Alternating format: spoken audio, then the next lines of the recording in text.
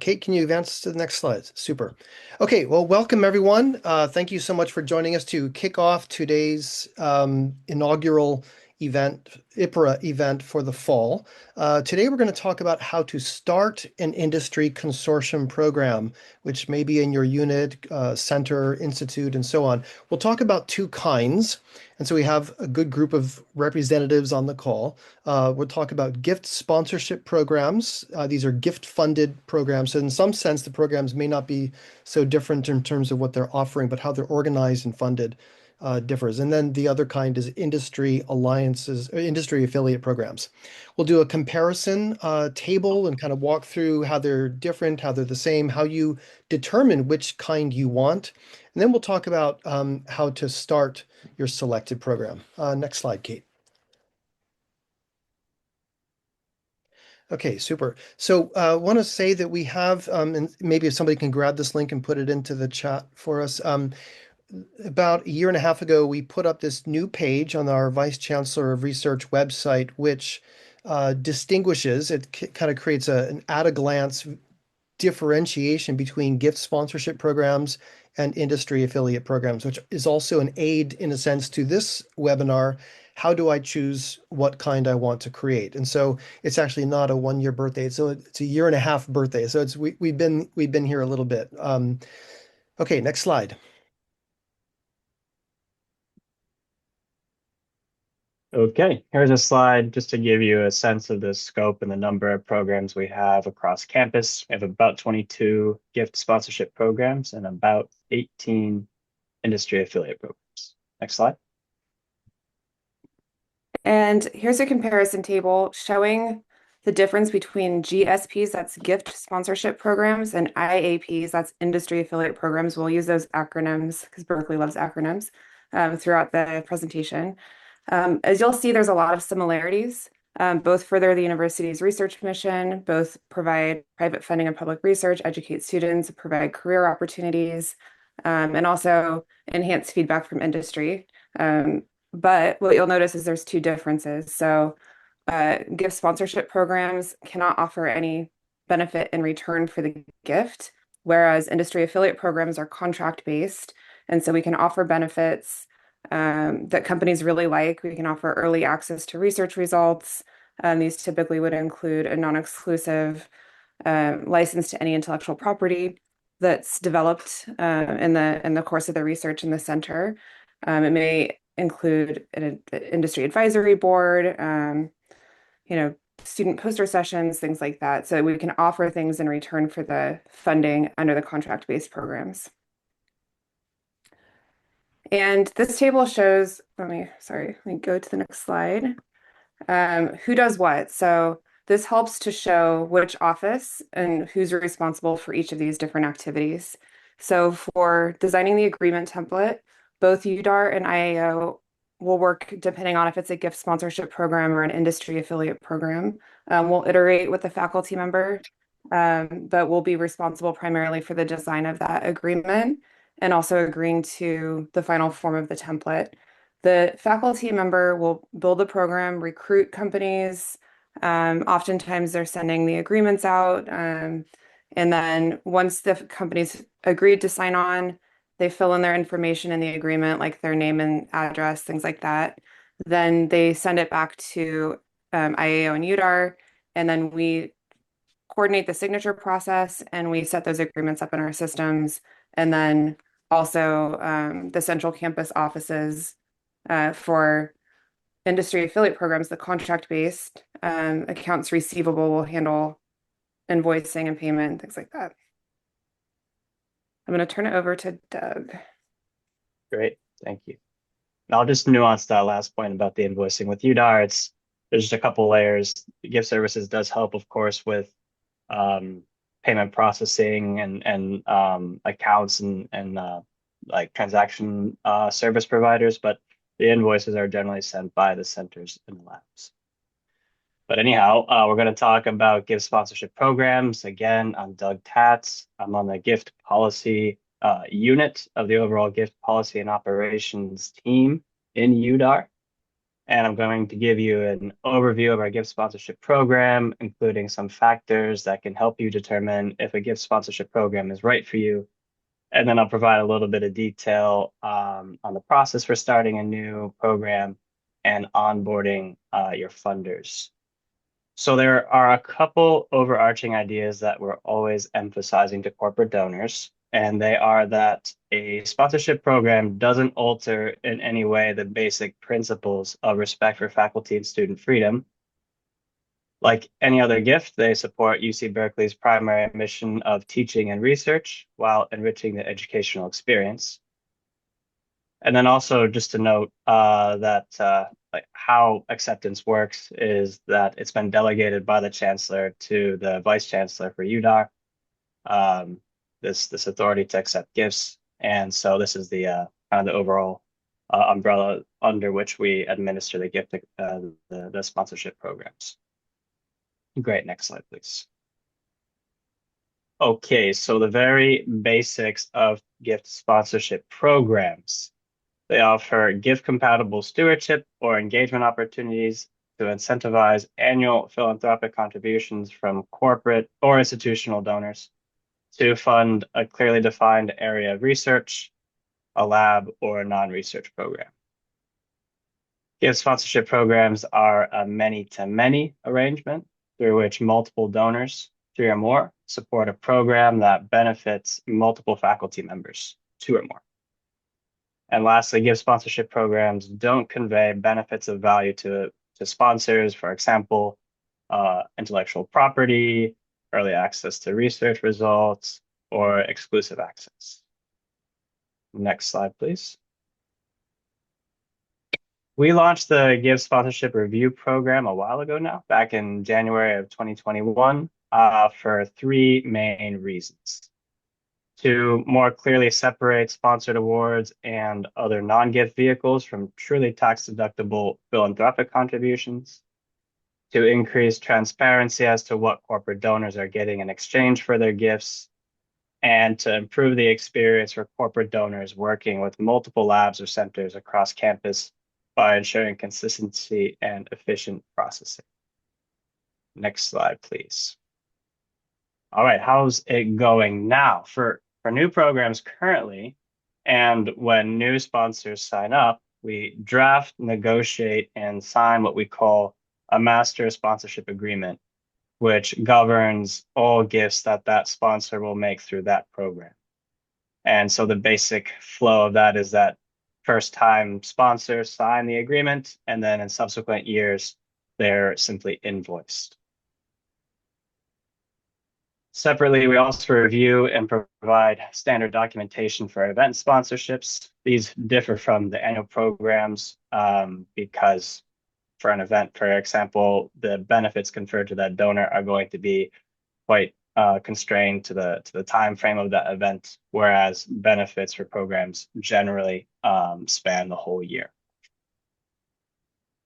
More recently, we have standardized the way we write program benefits, which are now categorized into 3 main buckets: networking, industry engagement, and recognition. Next slide, please. All right, let's go over some factors that indicate if a GSP is or is not right for you. Next slide. I'll just read this slide along with you all. So a gift sponsorship program could be right for you if you run a lab or a center with at least 1 other faculty member or principal investigator and could attract at least 3 funders. A GSP could be right for you if you are willing to create and sustain or already have built the administrative structure to coordinate with funders annually. A GSP could be right for you if funders are interested in providing general support for your lab or center and have no expectation that their funding will support specific research projects. A GSP could be right for you if funders do not expect to receive tangible benefits like privileged access to research results, opportunities to advertise, opportunities to direct or influence the expenditure of the funds, etc. And lastly, a GSP could be right for you if funders are satisfied with receiving gift compatible benefits, which we'll talk about on the next slide. So as I mentioned, benefits fall into three main categories. A benefit, again, is a specific term that refers to the things that a funder gets in exchange for a payment. The non-tangible gift-compatible benefits, and we categorize them into three buckets: recognition, networking, and industry engagement. I would say the best benefit is something that you already do and is scalable. For example, you have a quarterly research digest where you amalgamate the latest published research by your group. And one way of providing a special experience for the funder is that you deliver it to their inbox instead of, making it accessible where everybody else just has to go look for it themselves. Okay, next slide, please. Great. So here are some, this is actually taken from a real gift sponsorship program. Here are the benefits, and here's how we categorize them. Here is how they appear in the master level agreements that funders will ultimately sign. Next slide, please. A few words on the process for submitting a new gift sponsorship program and onboarding new funders. Next slide, please. So the first step, of course, is to define your program and your benefits, and to maybe scope out the expected contributions. There are a few programs that have different tiers of giving, although we've seen this mostly go away because it's more to manage. And programs can offer, or they can accept gifts of different amounts from different funders based on what they're able to do. Then the next step is to submit the new sponsorship program intake form. Then after that, we'll review and we'll provide feedback. Then we'll provide a master sponsorship agreement template. And then when you have a new sponsor who wants to join, you complete the agreement request form and we'll send you a customized agreement for that funder. Okay, next slide, please. And I'll close with this last slide, which are just some notes to be aware of for first-time sponsors. Many corporate donors are primarily motivated by the outcomes and secondarily by the tax deductibility of their contribution. So this can make it a little bit tricky because sometimes corporate donors don't understand the limitations of a gift, and it can be difficult to come to agreement terms that work for both parties.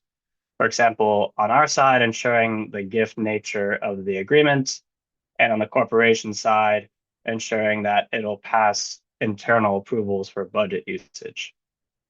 Then also large corporations have the added complexity of being many layered. I think we all are familiar with many layered institutions, and they have their own robust internal regulations and policies that can hamper their ability to make a gift.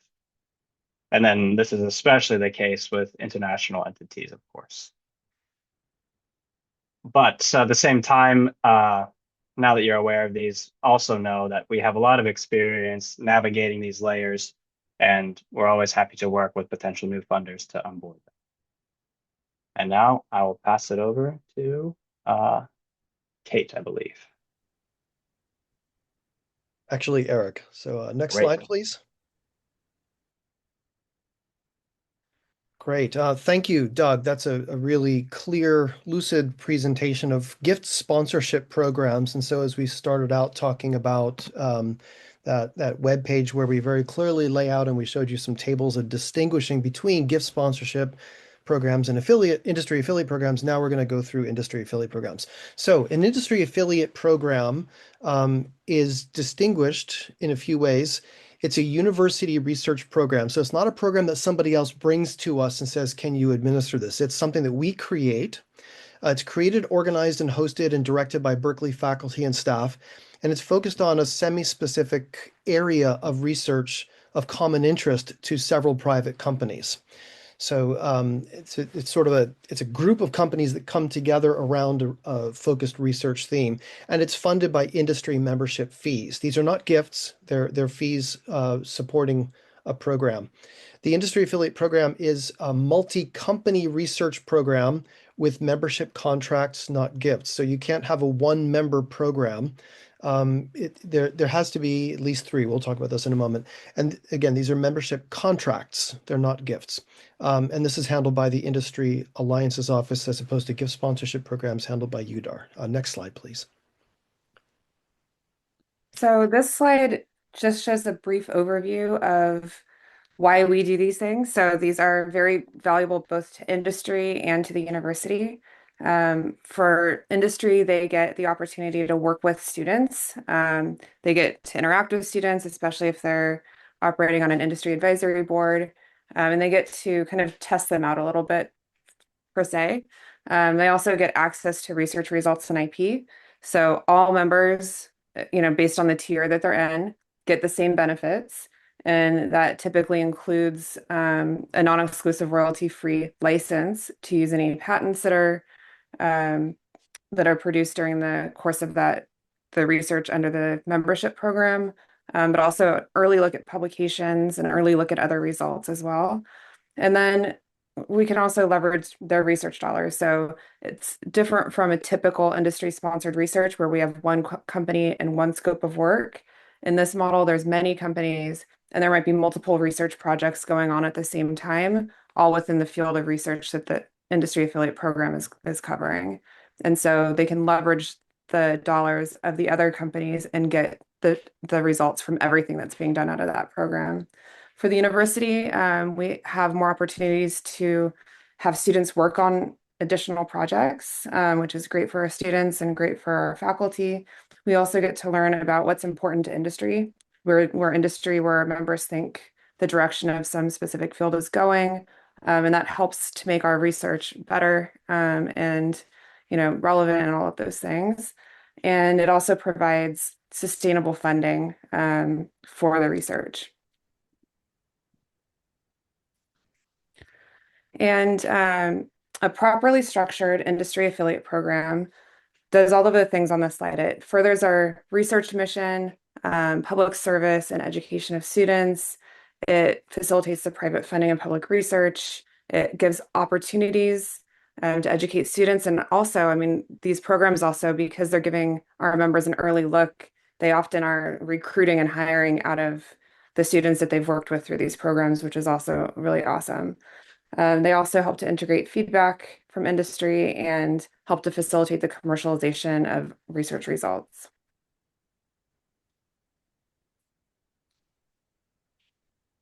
Thank you, Eric. I'm taking it back to you. Yeah, next slide. Okay, so one thing we also want to distinguish is what is the difference between an industry affiliate program and a sponsored research agreement. This is kind of a form of sponsored research, but many companies, and one thing we cannot do is provide exclusive intellectual property access through this instrument. So let's just go through a few key characteristics. Here, there are many companies, a minimum of 3. You can't have a program based just on one company. That, let's just call that sponsored research. Or 2 even.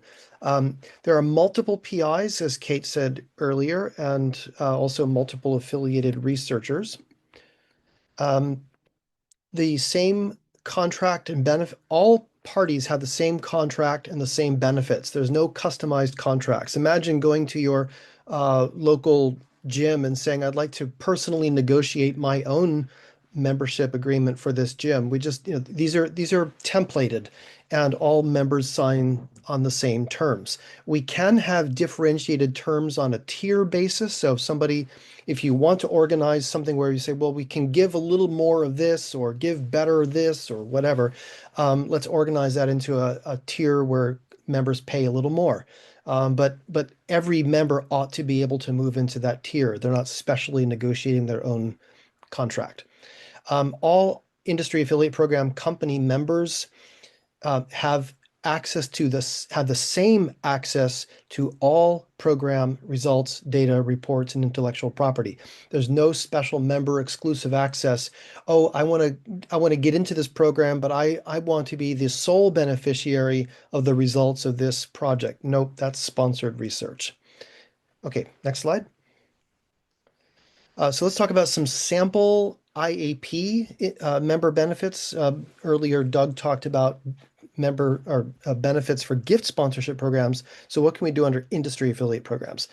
Early access to results and publications, access to intellectual property, as Kate already said, arising from member-funded work.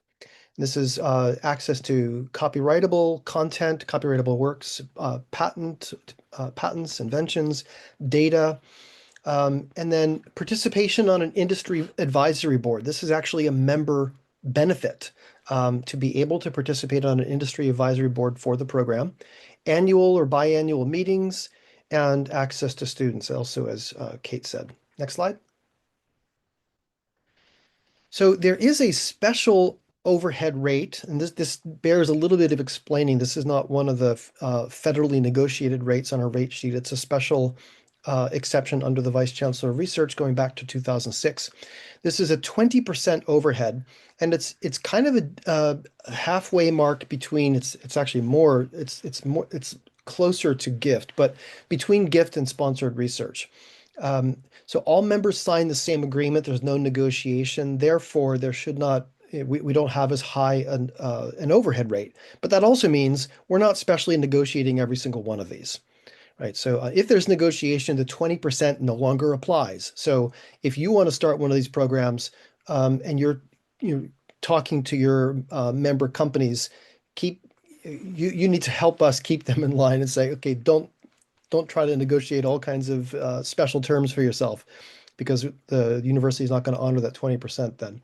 Okay, all members have the same benefits. As I said earlier, all members get the same results and intellectual property across the entire industry affiliate program. No special member rights over here, different from what members can get over there. That's not an industry affiliate program.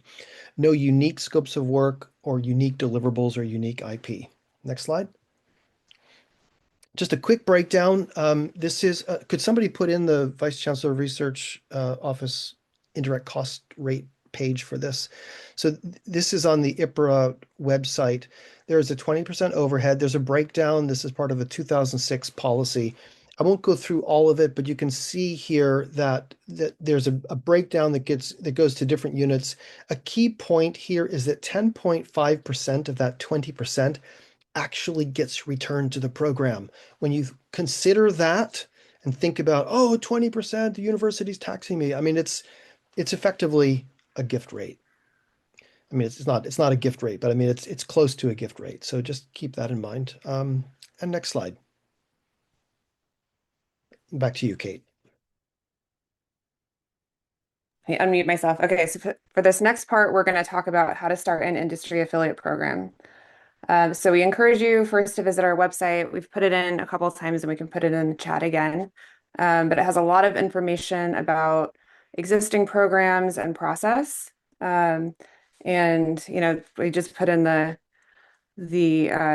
information about indirect costs. I see there's a question, what of income is generated per year on average? What total income? I'm just curious, like this 20% slice keeps getting sliced up with all the other offices. Are we talking you get a couple thousand, or is it really substantial?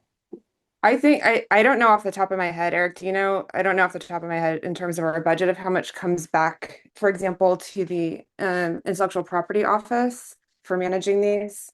But Claire, we can talk about it offline and let you know. Yeah, I mean, I'm sorry you didn't start there. I'm just kind of wondering, you know what I mean, how substantial or how much it helps you. Yeah, thanks.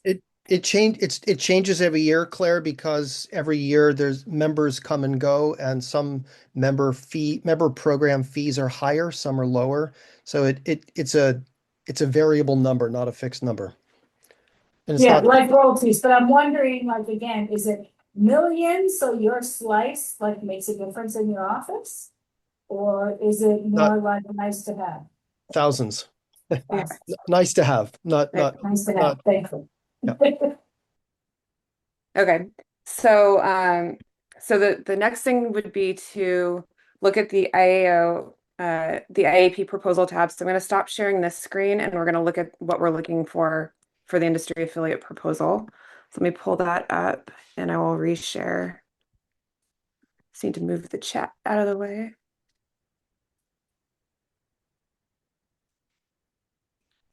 Okay, can you see my screen there? Is it big enough? yes.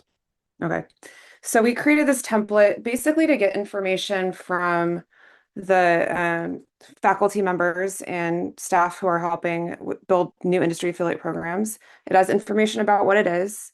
And then it basically, if you have, we're asking to fill this out because this is going to help to iterate the first draft of the industry affiliate program agreement. So we're going to take everything that's in here, start to customize what your agreement's going to look like. And so it's important to have put as much information in here as you have. But if you don't have this information yet, that's also okay because we can work with you and get started without having everything kind of filled out. But the first thing we're looking for is if you have a fun name. So if you look at our industry affiliate programs, we have a lot of creative names, lots of bear things and cow things and things like that. But if you have a name that you're already looking for or looking at, put it here. That's not permanent. If you don't want to, if you want to change it later, we can. We're looking for a lead PI and affiliated faculty if you have them. These are multiple companies to multiple faculty typically. So, whomever has signed up already, include their names, and then they can be part of the agreement as well. We're looking for background research areas. This is really important. So what is the field of research that you're looking to build a program around? This helps us also because we manage the contract-based industry affiliate programs, we can take note if there's something that is already existing, or if there's something, that we can help to shape or customize within this area. And then, we're interested in learning about, why you're interested in creating an industry affiliate program now. Do you have members that are already interested? Have you worked with an industry affiliate program before? And then we're also interested in what your expected outcomes are. So this also helps to shape how we build the agreement. So do you think that based on the research that you're doing, you'll have software that's an output that your members are going to be interested in, or patents, or reports? We do have programs where we anticipate really just reports coming out and data, and members are really interested in that. So what in particular is your program? What kind of outcomes is your program looking to achieve? And then if you have ideas about industry affiliate structures, the some of the benefits that Eric had gone over just a few slides ago, if some of those sound good, you can check everything that you want or include everything you want, and then we can talk about what those things are and see if they're right for your program. If there's something that's not on the list, you can also add something, those types of things. So here's some options, and we've got some potential member benefits that are based on programs that already exist. Again, if there's something that's not on the list that your companies are interested in, then please do let us know. And I'd like to note also that with industry affiliate programs, even though industry is in the title, it's not always industry. So we do have programs that have state and local governments that are members. We have programs that have nonprofits as members. And the differentiating part for Industry Alliance's office is that these are contract-based membership agreements. And so we're not saying that it's only industry that will be interested. I'm going to go back to sharing the other slideshow. Can everybody see my screen? Yes. Yep. Awesome. Thank you. So once you've completed that proposal, you will download, make a copy, so it's available on our website as a Google Doc, or you can download it as a Word doc.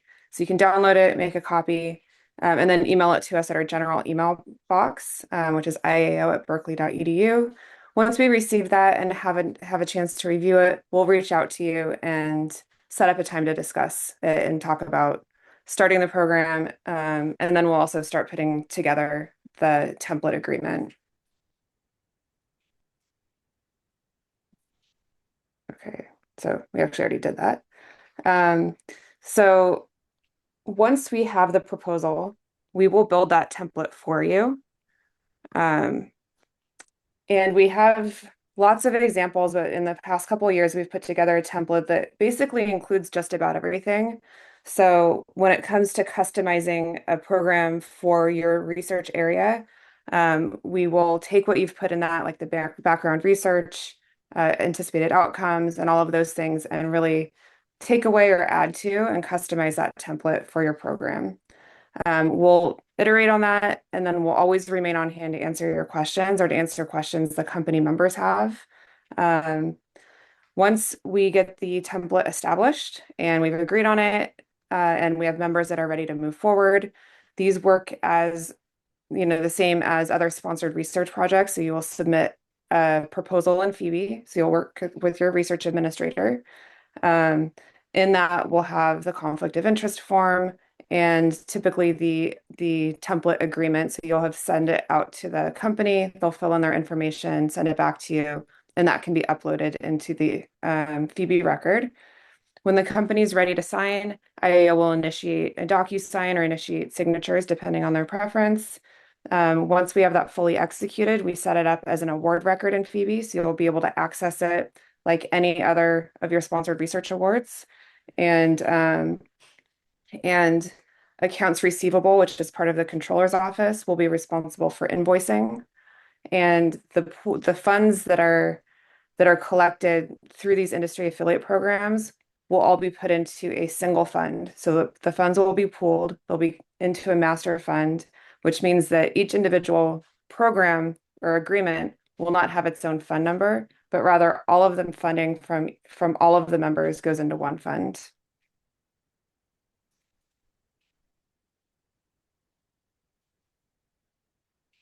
So just as a shout out for our executive directors group. So once your program is started and launched, we have a peer group that meets quarterly of industry affiliate program executive directors.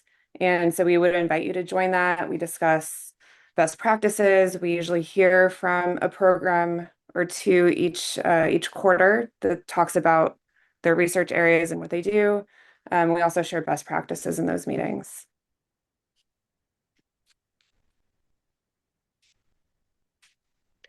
Okay, so this is just a reminder that these industry affiliate programs are research programs. Industry affiliate fees fund research, which means that researchers also must remember when they're participating in an industry affiliate program, and if you are leading one, remember that industry proposals, contracts, and grants should be reported as current and pending support. That includes industry affiliate programs. Failure to report all sponsor required components of other support can result in personnel actions and even indictments by law enforcement. So very important. Please remember that if you're participating in these programs to report them. Next slide. Okay, here's a slide with some links to resources, I think many of which have already been put in the chat. And yeah, next slide.